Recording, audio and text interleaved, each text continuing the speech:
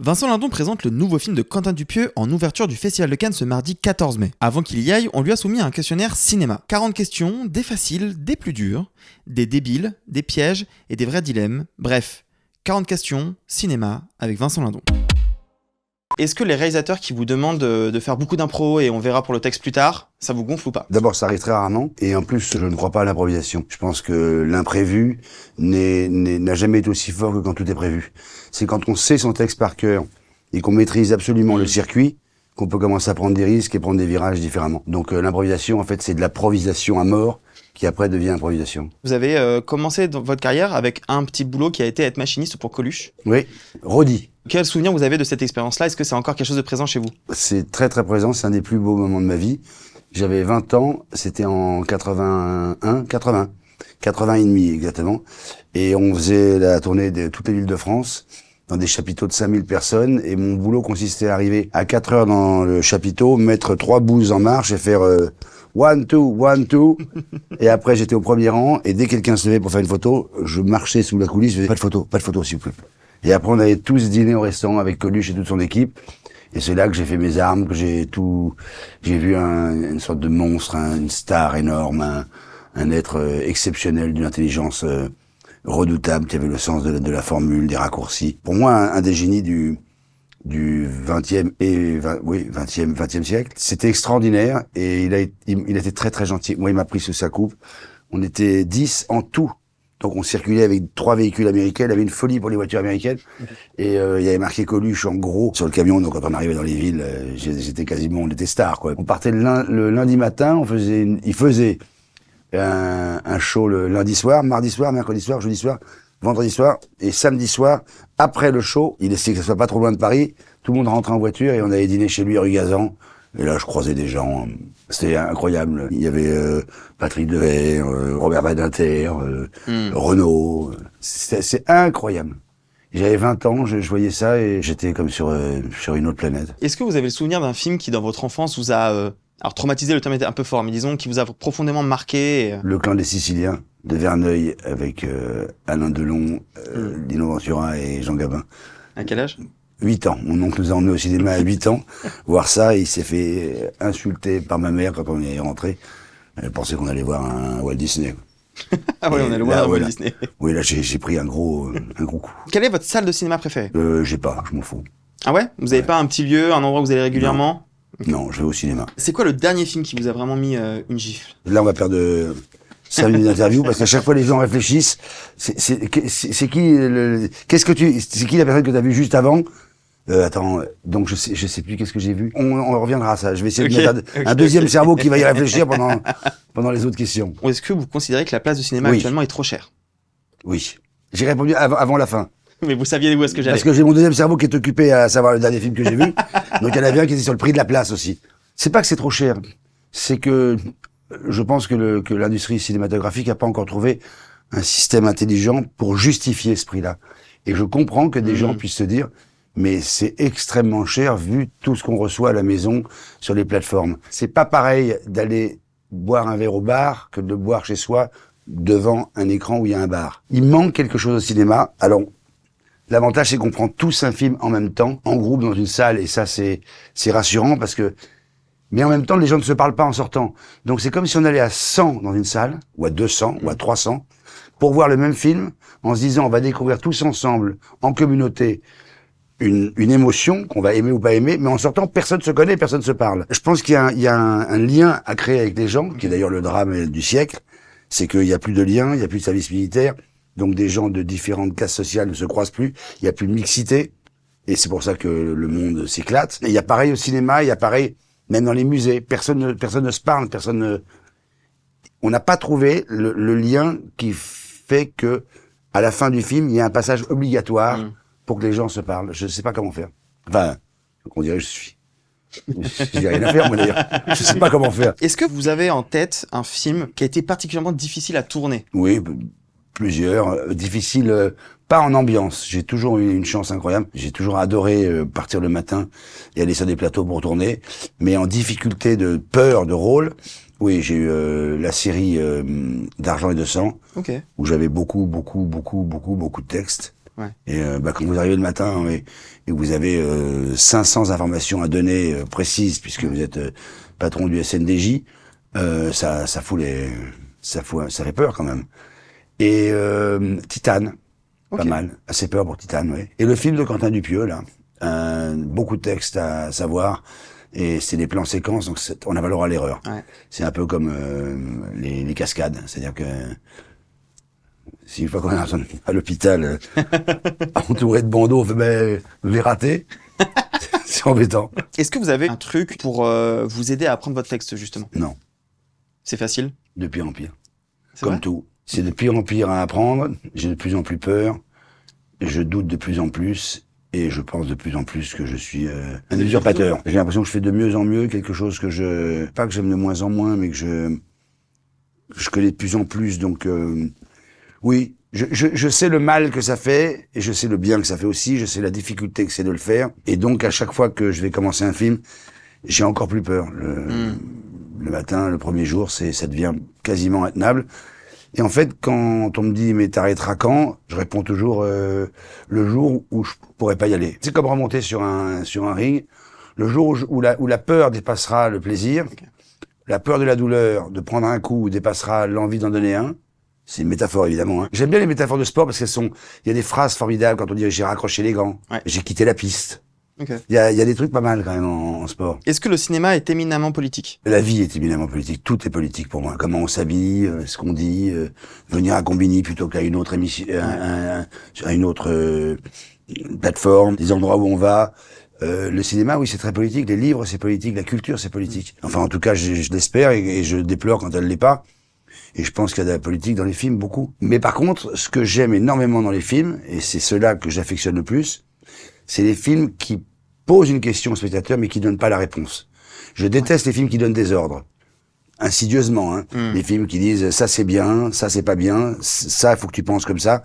Ce qu'on appelle le manichéisme, le pathos, mais bien déguisé. Ça me plaît pas. J'aime les films où il y a vraiment, les gens sortent, sont encore dans le film, rentrent chez eux et se disent, mais qu'est-ce que j'en pense, en fait? Qu'est-ce que je fais avec ce que j'ai vu? J'ai envie d'être d'accord en même temps, il y a c'est ça qui m'intéresse. Est-ce que vous avez déjà ramené des souvenirs de tournage? Si j'ai une chemise qui me va bien et qui me plaît, et qui est une chemise normale à mettre, oui, à la fin du tournage, je dis j'aimerais bien garder les chemises. Mais bah, c'est oui, pas des chemises où vous disant ah ça je me souviens c'est le tournage de. Ouais, okay. Je suis pas du tout fétichiste. En fait, j'étais très superstitieux avant, quand j'étais plus jeune, et j'avais un peignoir que j'adorais, que j'avais récupéré sur un film, et il m'arrivait pas mal de belles choses. Et un jour, je me suis dit si je perds ce peignoir, tout va s'écrouler. Donc le peignoir était en lambeaux. À la maison, un peignoir, ça peut être en lambeaux. Hein. Et un jour, la dame qui travaillait à la maison a pris le peignoir, l'a décidé, de son propre chef. Elle a dit, ça va, que ce peignoir, il y en a marre, chut, poubelle. Et je suis rentré et j'avais plus de peignoir. Alors je lui ai dit, mais qu'est-ce que vous avez fait avec le peignoir? Elle a dit, je trouvais qu'il était trop usé, j'ai jeté. J'ai dit, mais vous rigolez, vous avez jeté ma vie, là. C'est ma vie. Et en fait, la vie a continué, et voilà. J'ai une question un peu difficile. À part Sans filtre, quels sont les films que vous avez particulièrement aimés quand vous étiez président du jury à Cannes en 2022? C'est la vie des festivals, c'est la vie des récompenses, des concours, des compétitions. C'est le talent, mais c'est aussi la faute à pas de chance. C'est aussi grâce à coup de chance. C'est très injuste, hein, une remise de prix. Ça arrive à tous les présidents de jury. À un moment, il y a un truc qui vous échappe. Et il y a un film que j'avais adoré qui s'appelait Leila's Brothers. Ah, bien sûr. Et cette expérience par contre, d'être président d'un jury à Cannes, avec en plus un très beau cru, hein, parce qu'il y a quand même eu beaucoup de beaux films. Inouï. D'abord, c'est un honneur parce que en France, on n'a pas été beaucoup. C'est une responsabilité colossale parce que on prend conscience que on va probablement changer la vie d'êtres humains. Ouais.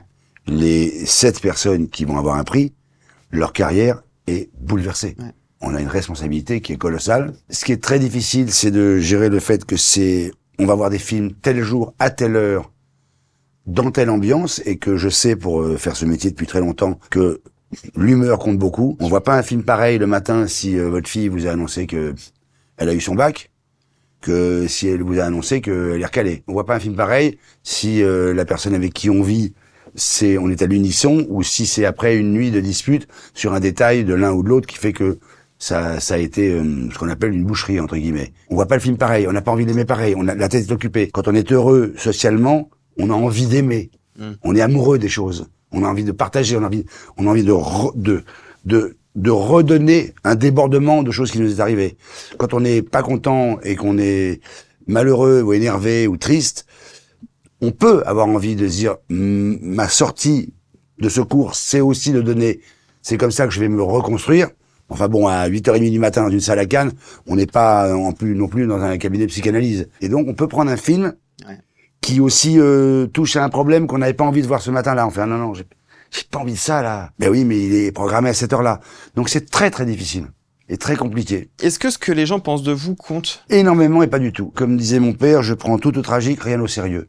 C'est tragique, mais franchement, c'est pas sérieux, c'est pas grave. Si vous me demandez si je préfère qu'on m'aime que si on m'aime pas, oui. Si vous me demandez est-ce que je suis capable de faire beaucoup d'efforts pour qu'on m'aime, oui. J'adore être aimé par les gens, je fais ce que je peux, chacun fait un bout de route. Moi, j'essaie d'être quelqu'un d'aimable. Aimable, ça veut dire que déjà, j'essaie de faire des choses qui ne sont pas non aimables. J'essaie de ne pas m'enfermer, de ne pas présenter un personnage qui se protège. J'ai aucun intermédiaire entre moi et les gens. Il n'y a pas de secrétaire, il n'y a pas d'assistant, il n'y a pas d'attaché de presse, il n'y a pas de coiffeur, il n'y a pas de maquilleur, il n'y a pas de garde du corps, il n'y a pas de lunettes de soleil vite teintées, il n'y a rien.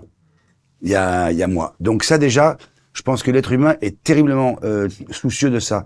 C'est-à-dire que plus on met des lunettes de soleil, plus il y a marqué aujourd'hui, c'est pas le jour à m'emmerder, plus les gens, dont moi, hein, sont comme des animaux et se disent « Ah, c'est pas le jour à t'emmerder ?» Eh ben, on va venir t'emmerder, justement. Ouais. Alors que si vous montrez, vous affichez un personnage qui fait « Vous pouvez venir, on peut parler, j'ai aucun souci, j'adore être dans la rue avec tout le monde. » Il y a un inconscient, peut-être, chez les gens qui fait « Bah, tu sais quoi, Chantal, ça vaut même pas la peine d'aller l'emmerder parce que il est d'accord. » Je pense qu'il y a ça. Donc, après, oui, j'adore, si vous me demandez... J'adore prendre le train et croiser les gens qui disent « Ah, monsieur Hindon, je voulais vous dire, hein, je vous adore. Hein. » Et continuez comme ça, hein, changez pas. Hein. On aime bien ce que vous dites, on aime bien ce que vous faites. Mais oui, c'est des petites fleurs, des petites marguerites qu'on vous donne, c'est plus agréable que pas. Mais je ne suis pas prêt à tout. Si je suis pas d'accord avec quelqu'un et que je dois me disputer avec lui et qu'après il doit pas m'aimer, je préfère de loin me disputer, dire ce que j'ai à dire et pas laisser dire quelque chose par quelqu'un si je suis pas d'accord ou je trouve que c'est honteux, pas à mon égard à moi. Moi, je m'en fiche. Mais que quelqu'un parle mal de quelqu'un qui m'est cher ou que c'est injuste, je me fous complètement des conséquences, voire même, je me réjouis de pas être aimé par cette personne. Est-ce que les plateformes aident ou sont une menace pour le cinéma? J'en sais rien du tout, j'y ai pas réfléchi, c'est ma réponse. Et c'est pas du tout une réponse où je me planque. Non. J'en ai pas la moindre idée. Certains vous diront que l'abondance et la profusion activent la demande. D'autres vous diront que trop d'offres freinent la demande. Franchement, je sais pas du tout. J'ai pas la moindre idée. Quand vous allez au cinéma, est-ce que vous allez juste comme ça ou est-ce que vous avez vos petits rituels, vos petites popcorn, boissons, machin? Est-ce que vous mangez devant les films? J'essaye que non. Mais par contre, si j'attaque un paquet d'M&M, je suis foutu. Comme tout le monde. Ouais. Non, mais moi je suis foutu. C'est pas foutu, je prends le grand sac. C'est foutu, je sors pour en chercher un autre.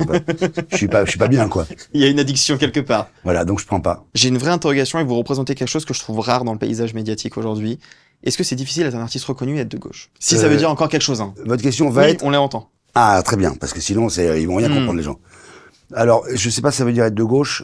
Moi, les êtres humains qui m'intéressent, c'est pas forcément des gens qui sont socialistes, c'est des gens qui sont sociaux. Savoir si quelqu'un est de gauche économiquement, mais qui parle pas bien à un serveur, ou qui parle pas bien à un assistant avec qui il travaille, ou qui n'est pas gentil avec les gens qui sont de souche sociale en dessous de lui, il peut être socialiste, ça m'intéresse pas du tout.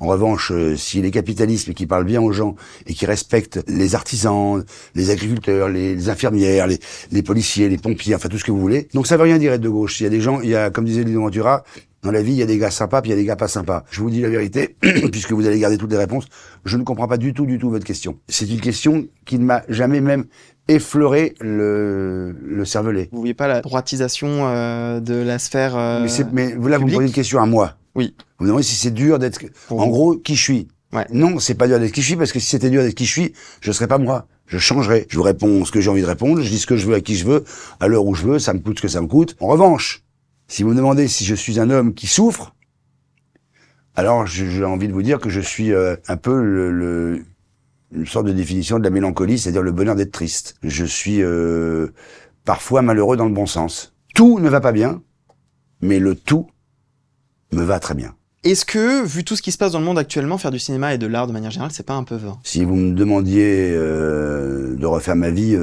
C'est sûr que je préférais qu'on parle de moi en disant écoute, je vais essayer d'avoir un rendez-vous avec le professeur Lindon à la Salpêtrière. Je serais ravi. Mais est-ce que c'est vain? Souvent, les gens à qui je dis ça me répondent oui, mais Vincent, vous faites du bien aux gens, vous leur donnez du rêve. Oui, c'est vrai. Comment ça se fait que vous n'avez pas encore sauté le pas pour réaliser un long métrage? Parce que j'ai construit ma vie toujours en contre, très bizarrement et inconsciemment. Tout le monde fait des films, donc je n'en fais pas. Tout le monde écrit un livre, donc on m'a proposé 30 fois, je n'en fais pas. Tout le monde a des réseaux, donc j'en ai pas. Tout le monde fait de la pub, donc j'en fais pas. Tout le monde a des assistants, donc j'en ai pas. Et voilà. Peut-être que ça relève d'un orgueil démesuré, hein. C'est possible. C'est-à-dire ce petit animal intérieur qui dit je ne mangerai pas de votre pain. J'ai des très très très gros défauts, peut-être celui-là. Ou alors je m'arrange avec ça parce que ça m'arrange. En fait, ça montre une vraie flemme et une vraie trouille de rater. Parce que quand vous faites votre premier film et que vous le ratez, Ouais. c'est pas marrant, quoi. Surtout quand votre carrière d'acteur se passe pas trop mal, tu dis pourquoi je vais aller tout foutre en l'air, moi, comme ça, là. Peut-être que j'ai démarré trop tard, peut-être que j'aurais dû le faire à 38 ans. C'est un peu comme quand on va acheter quelque chose et que le prix n'arrête pas d'augmenter. Et que quelqu'un vous dit quand même achète-le maintenant parce qu'il sera de toute façon encore plus cher dans 2 ans.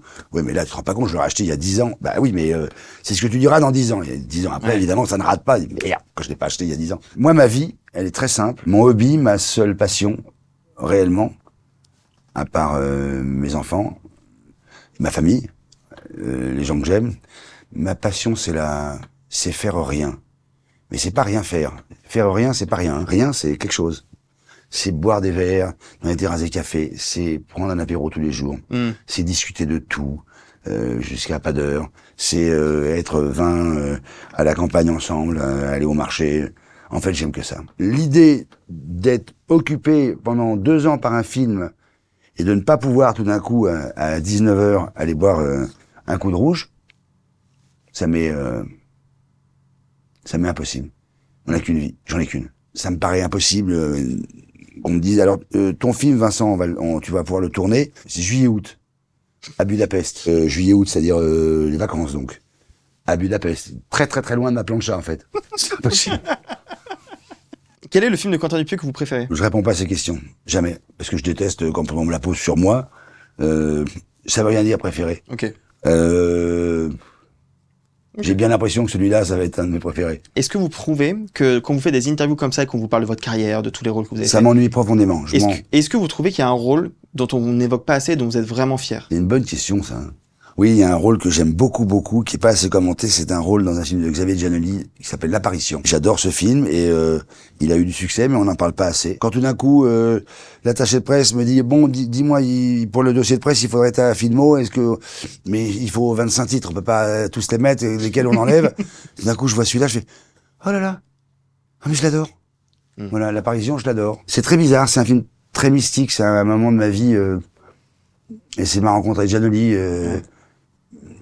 Je n'ai pas ça avec les films de Stéphane Brisé ou avec les films de Claire Denis ou avec les films d'Alain Cavalier. J'ai beaucoup ça avec L'Apparition. Est-ce que quand on a une longue carrière... La Permission de minuit aussi, Delphine Glaise. Augustine, d'Alice Vinocourt, sur le professeur Charcot. C'est des films, j'aime bien quand on m'en parle. Voilà, ça me fait plaisir. C'est bien votre question. Mercredi, folle journée de Pascal Thomas. C'est des films que j'aime beaucoup, beaucoup, beaucoup. Beaucoup. Est-ce que quand on a une aussi grande carrière que la vôtre et qu'on est installé, est-ce qu'on peut avoir parfois peur de la jeunesse? Je vais faire un bloc pour toutes les questions que vous allez me poser. J'ai peur de rien de tout ça. J'ai beaucoup de peur. Je n'ai ni peur de la jeunesse. Au contraire, j'adore les jeunes. Je suis quasiment bien qu'avec eux. Je les trouve passionnants quand ils sont passionnants. Je n'ai pas peur d'être doublé. Je n'ai pas peur que ça s'arrête. Je n'ai pas peur de rater. Je n'ai pas peur que ça s'arrête. J'ai déjà dit, donc c'est vous dire à quel point j'ai pas peur, ou au contraire à quel point j'ai peur et je le cache. J'ai juste peur de manière plus globale. De plus être vif. Okay. Voilà, moi je veux être vif. Je veux être à vif et vif. Je veux être là. L-A accent et non pas être là, L-A-S. Je veux être là. Il se passe un truc, et je peux servir à quelque chose, c'est ça qui me plaît. Est-ce que vous avez déjà regretté d'avoir accepté un rôle? Que ce soit pour Non. la vie du film ou pour en fait arriver sur le tournage et vous rendre compte que c'est pas du tout ce que vous pensiez ou... Non, j'ai pas de regrets. Et pas de remords. J'ai des regrets et des remords psychologiques. Pas de cinéma. Jugé par le Vincent d'aujourd'hui, j'ai des Vincent qui apparaissent de temps en temps. Je les regarde et je fais, les gars, c'est pas Jojo. Hein. Et donc je pense que ça m'a beaucoup entraîné à devenir assez intransigeant. Et en fait, quand je suis comme ça, un peu redresseur de tort, en fait, c'est que j'aboie un peu, c'est contre moi, je pense. Un peu comme, vous savez, les anciens fumeurs qui emmerdent tout le monde parce qu'ils fument. T'as envie de dire, attends, tu fumais 2 cartouches par semaine.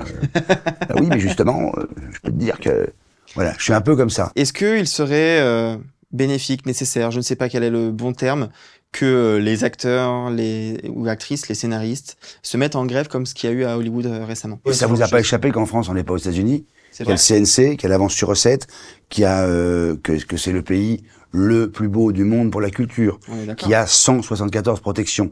Vous nous voyez descendre dans la rue pour protester parce que on n'a pas assez d'aide. C'est un pays, il faut le dire à un moment.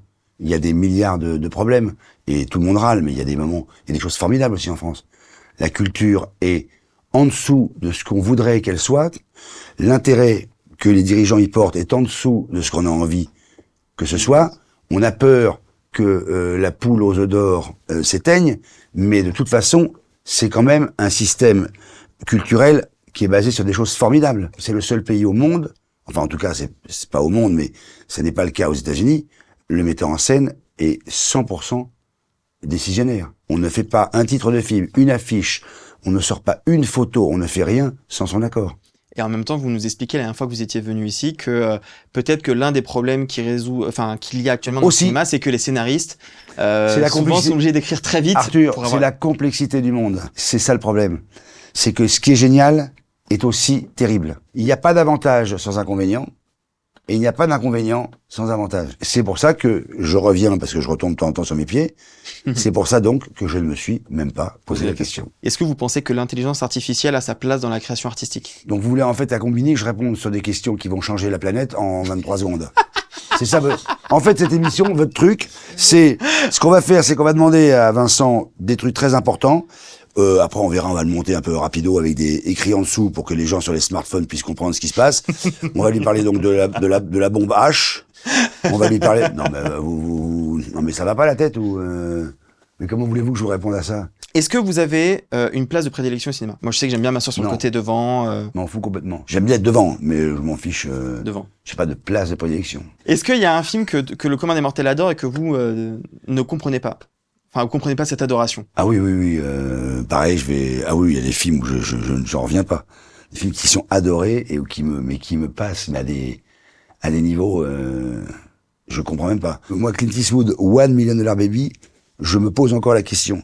Le type est boxeur, il a 60 ans avec un bras, il bat un champion du monde qui a 20 ans. C'est un film de fou. Tout le monde a dit c'est un chef-d'œuvre. L'hôpital où elle est opérée, le sol, on pourrait le lécher. Je dis mais c'est un hôpital, c'est un hôpital, c'est un musée. Au début, il y a un boxeur qui est dans sa chambre à Harlem avec la télé qui fait avec des antennes. Il n'y a plus d'antenne depuis 1967. Je sais pas, c'est un film de dingue. Moi, personnellement, Seigneur des Anneaux, c'est quelque chose que j'ai jamais compris. Moi, j'ai pas été le voir, mais je comprends très bien. Est-ce qu'il y a encore, à l'heure d'aujourd'hui, des gens avec qui vous n'avez pas collaboré, avec qui vous rêveriez de pouvoir travailler? Il y a beaucoup de gens avec qui j'ai pas collaboré, mais alors là, par contre, c'est un truc très spécifique à moi. Je m'empêche de rêver de travailler avec des gens parce que si le rêve se réalise pas, j'ai perdu trop de temps à rêver. Ouais. Je préfère, au moment où les choses se font, faire ah chouette et m'inventer rétroactivement. C'était un Ah, rêve. j'en rêvais. C'est plus simple. Je préfère faire ça, moi. Est-ce que Hollywood, c'est le Graal un peu pour les acteurs ou pas du tout? À moi, ça m'est complètement égal. Je préfère être le roi dans mon royaume, ou un des rois dans mon royaume, c'est une expression, hein, que non, je pense qu'on revient une main devant, une main derrière.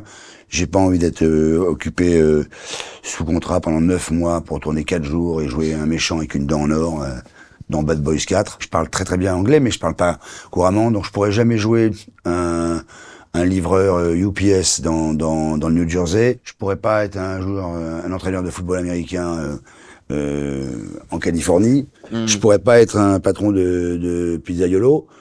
Donc je vais faire quelques rôles parce que on va me prendre pour le français, la notoriété du français, comme c'est arrivé à beaucoup d'acteurs. Je vais faire 4 scènes avec machin, 8 scènes dans un autre film. Et puis à un moment, je vais rentrer chez moi. J'aurais raté des très beaux films en France. Et non, c'est pas un rêve. Si ça se présente et que il y a des scènes extrêmement agréables à jouer et que ça prend pas trop de temps, je le ferai avec un plaisir énorme. Mais c'est même pas sûr. Si demain James Cameron me joint et me dit, voilà, en fait c'est l'histoire de 2 frères qui ont la même mère et pas le même père. Il y en a un qui doit aller là-bas pour sauver l'autre. Alors j'ai pensé pour ton frère à Mark Wahlberg. Et oui, mais c'est tout d'un coup une aventure énorme. Il y a un concept, c'est un rôle principal, c'est grand, c'est fort, c'est beau, c'est une fois. Voilà, c'est comme un faut le bon contexte, quoi. Voilà. Est-ce que de manière générale, le marketing autour du cinéma, les bandes annonces, les affiches, les citations, tout ça, c'est des choses qui sont vraiment utiles au film selon vous? Je pense que c'est ce qu'il y a de plus néfaste pour un film. En fait, là, cette année, j'ai compté, il y a eu, entre des actrices et des acteurs, il y a eu 12 personnes magistrales. Un magistral par mois, c'est quand même... Non, c'est costaud. T'es magistral, quoi? Je suis magistral de janvier, moi. Ah, d'accord. Parce que moi, je suis magistral de décembre de l'année d'avant. Mais il y a un magistral qui arrive là, en février, il est magistral. Et il y a une autre bande, c'est les somptueux. Il y a que des termes comme ça. Pour les films, ils sont ou éblouissants, ou des rires et des larmes, bouleversants. Un coup de cœur comme vous n'en avez jamais eu. Tu te dis, mais il y a que des chefs-d'œuvre, en fait. Non, je pense que c'est tragique. Et je pense que les gens en ont marre de tout ça. Et que c'est une très mauvaise technique. Je trouve ça très triste, en fait. Et je trouve ça presque insultant pour le public. En fait, insidieusement, c'est quasiment comme si on disait à quelqu'un, comme tu vas peut-être pas être capable et puis tu t'y connais pas vraiment assez, nous, on va te dire, ça, vraiment, c'est éblouissant. Si tu le vois pas, tu fais une grosse erreur. Personnellement, moi, je peux pas supporter de voir ça. Ça m'est arrivé de refuser un adjectif à côté de mon nom. J'ai dit, si vous faites ça, moi, personnellement, je fais pas de promo. Hein. Mais non, mais je vous le dis tout de suite. C'est mon nom, donc vous le mettez pas avec ça à côté. J'ai honte. Non, mais même moi, quand je vais passer devant, je vais faire, c'est pas vrai. Donc, on peut pas dire ça aux gens. Si je vois pas sur un nom magistral, je dis, mais non. Nous, on se connaît tous les deux. On n'est pas magistral. Bah, on va pas leur dire ça quand même. Beaucoup de gens se plaignent du fait que les films sont de plus en plus longs. Est-ce que pour vous, un film qui dure 3 heures, c'est potentiellement un problème ou pas du tout, la durée? Ben non, quand c'est un chef-d'œuvre, quand c'est Titanic, c'est pas embêtant. Mais un film court qui est pas bien, c'est long. Et un film long qui est très bien, c'est pas si long que ça. Leila et ses frères, il durait presque 3 heures, en version canoise. Mais c'était très bien. Tout à l'heure, vous nous parliez d'Argent et de sang.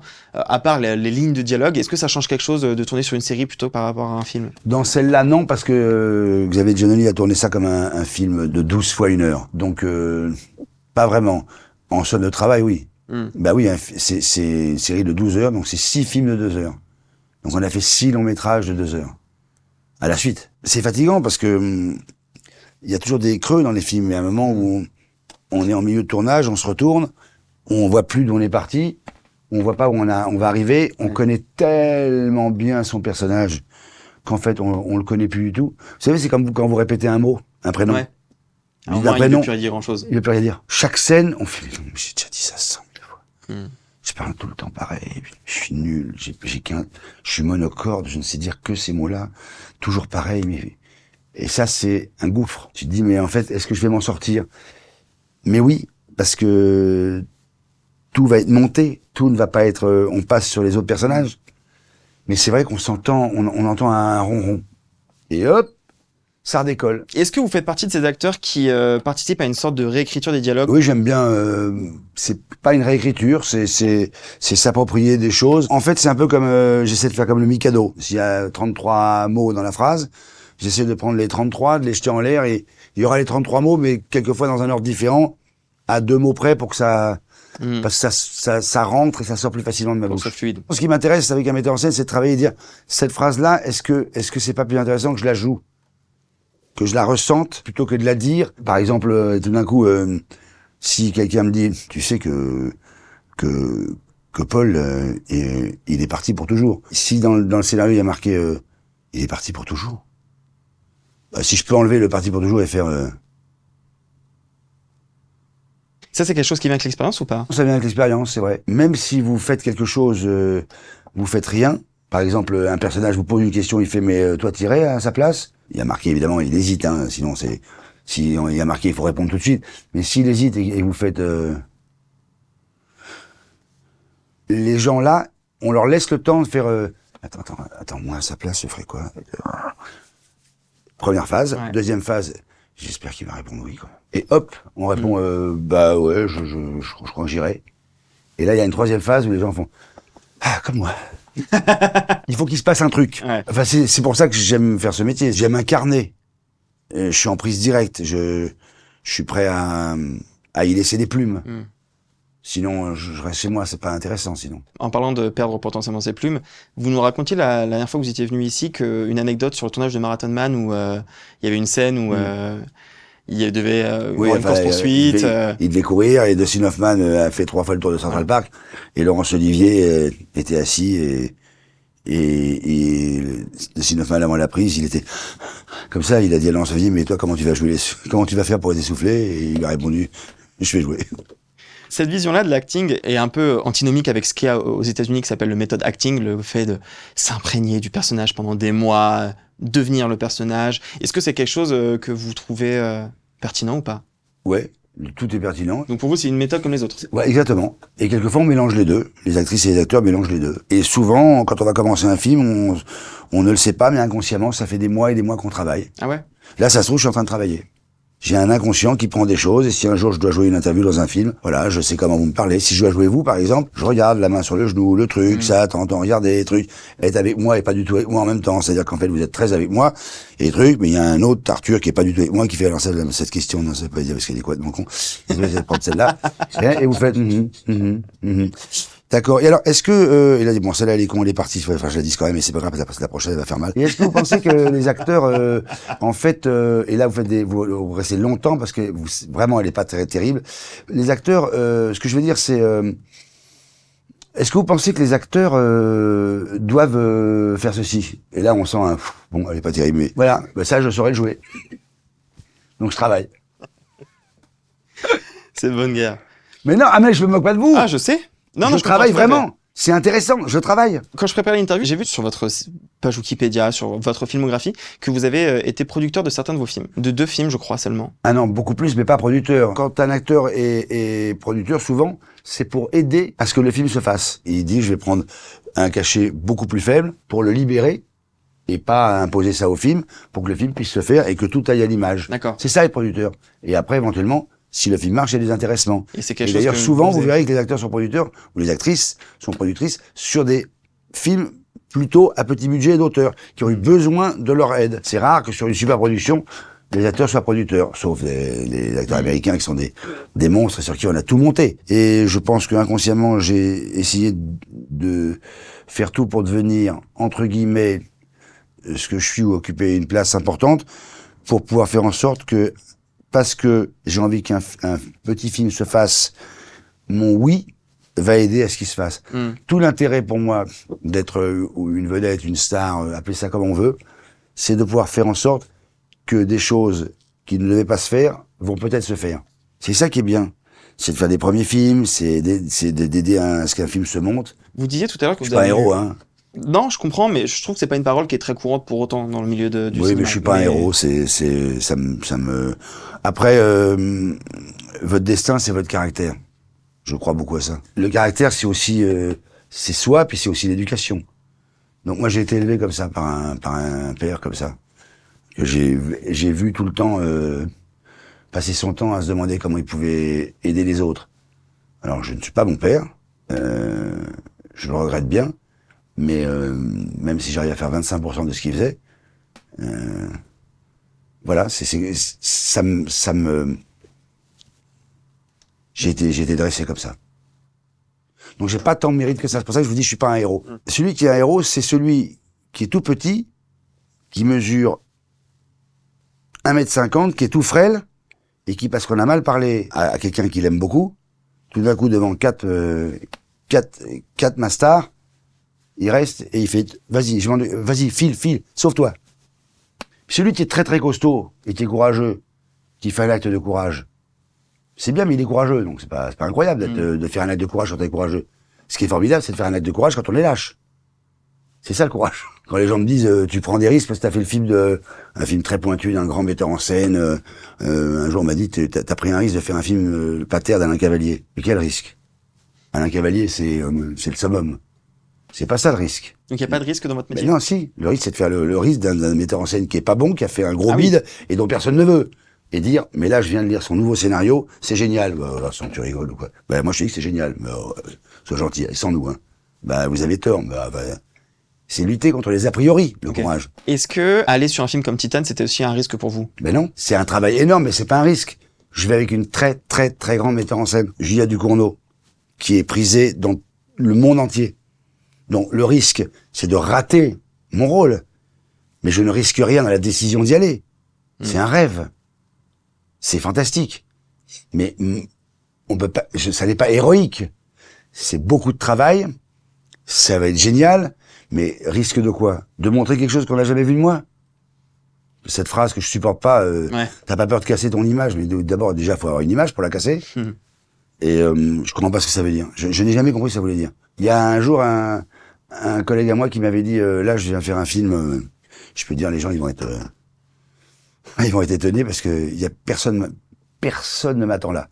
Je dis rassure-toi, personne ne t'attend. Tout court. Personne n'attend personne. Il n'y a pas des manifestants dans la rue qui font « On n'a jamais vu Lindon dans Titane ».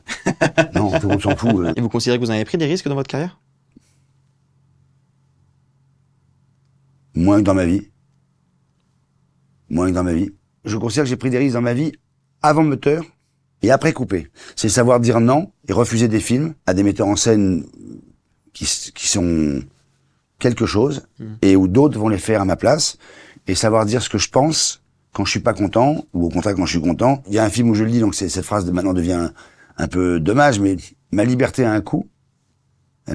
Ça m'a coûté beaucoup de choses, beaucoup de refus, beaucoup de non, beaucoup de concessions, mais elle n'a pas de prix. Mais oui, je m'en suis mordu les doigts plein de fois en me disant pourquoi je fais pas ça, pourquoi je refuse ça, personne va le remarquer, qu'est-ce que ça peut faire?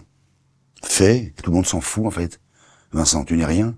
Mais la somme d'une petite chose qu'on voit à peine, plus une petite chose qu'on voit à peine, plus une petite chose qu'on voit à peine 50 fois, dans un sens ou dans l'autre, fait que en effet, ça fait et qu'il y a un être humain qui se retrouve ici, et l'autre là, à force de prendre un bonbon dans un paquet de bonbons, le premier on le voit pas, le deuxième non plus, et puis il y a un moment, à un bonbon près, on passe de presque plein à presque vide. C'est très bizarre. C'est la même différence entre une petite heure et une grosse demi-heure. On sait pas bien où ça se passe, mais c'est vrai que c'est pas pareil. Hein. Je suis là dans une grosse demi-heure. Je fais bon, bah, ça va, il arrive dans pas très longtemps. Je suis là dans une petite heure. Tu fais non, c'est long une petite heure quand même. C'est des petits riens qui font tout. Et des petits riens depuis le début de votre carrière. Ça va être tout un morceau complet ou vous allez couper. S'il y a le tout, ça va être quelque chose. Ça va être une bonne demi-heure. Il faut suivre. J'aurais une dernière question, Allez-y. une des premières que je vous ai posées, auquel vous n'avez pas répondu. La dernière gifle que vous êtes pris au cinéma, est-ce que vous avez eu le temps d'avoir votre deuxième cerveau qui a trouvé ou pas? Si, j'ai vu un truc, ça me rend fou. Au cinéma? Mais oui, mais qu'est-ce que j'ai adoré. Je sais plus, je vous jure, je sais plus. Bref, c'est pas grave. C'est pas très grave. Merci beaucoup. Mais j'étais très content. Merci beaucoup. Mini